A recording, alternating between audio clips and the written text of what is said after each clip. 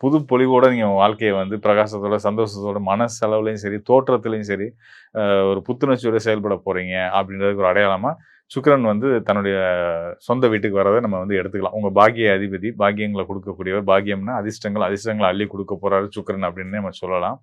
ராசிக்கு 9ஆம் இடத்துல பாக்கியஸ்தானாதிபதி, பாக்கியஸ்தானத்தில் அமர்றது ஒரு சிறப்பான யோகம் இல்லையா?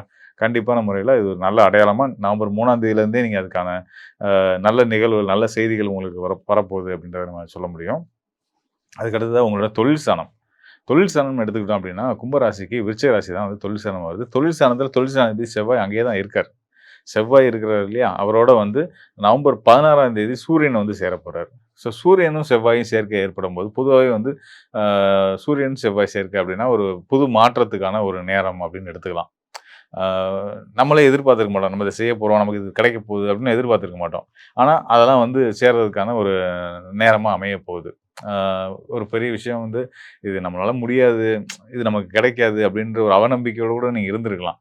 ஆனா, அதெல்லாம் கூட உங்க வாழ்க்கையில நடக்கும்போது பார்த்தீங்கன்னா, நம்ம விரும்பின, ஆச்சரியப்பட்ட, அதிசயிச்ச விஷயங்கள் நம்ம லைஃப்ல நடக்கும்போது எவ்வளோ ஒரு மன மகிழ்ச்சிய குடுக்கும்.